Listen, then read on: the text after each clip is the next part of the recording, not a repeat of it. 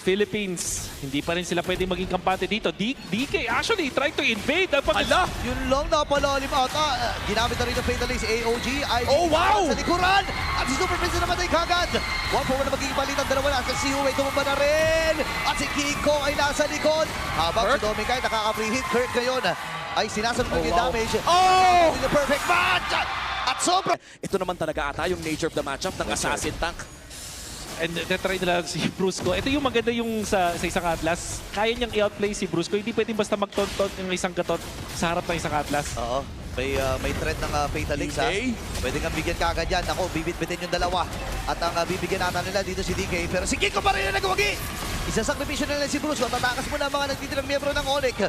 Umangat. Tinabuhay ng Lord at mukhang gustong ilaban ng Aurora ito. DK pumopostura. Okay, hindi ko alam kung may idea sila kung meron o Wow! Napakagandang shifting skies. Pero makakalapit din yung mga miyembro ng Aurora. Kaya lang yung Lord ay nakuha na ng Onyx Philippines. Si Light ngayon na magiging sakripisyon. Baba na po ni Kurt. Domeng! Pero atras sila. Domeng kahit. Oo. Nagamit na rin na Blaze into it.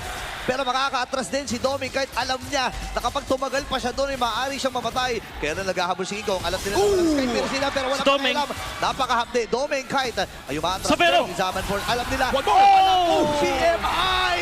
And Zoom. Kahit Kunsil. Brusco? Kunsil mo na kay Brusco ha. Pwede ata nila bigyan. Binigyan! Pwede nila gamit din sa may lumising cash. AOG tinamaan yung dalawa. Pero wala na pakialam dito ang Onyx Philippines. Edward! Bigyan na si Darkwing! Edward. What a Darkwing, ladies and gentlemen. Para dito kay Kirk. Tatama na naman yung mga stun. At yung mga wasiwa si King Kong. Oo nga eh. Okay, let's see. DK prevents that. Hinawakan ni DK. Kalahati na boy. AOG! Naku, isasakripisyon na nila ang kanyang sarili. Nagamit yung kanyang Revitalist pero pinipili na! Kaya lang yung Sigma Juggler ang nagwagi. Mamamatay itong si Sabero. Ngayon naman si Sonic. Kirk. Talagang tuloy-tuloy. Oh! Ipeta ang mga miyembro dito ng Aurora. Pero nakakatalo pa ito si Kirk. Habang si Bruce napakababa na ng HP. Si Kiko nagwawala na. Actually, Base, pwede na nga base. siyang dumiretso sa gitna. Pwede na dumiretso dito si Kiko. Habang hindi pinapauwi ni Super Prince itong si Edward.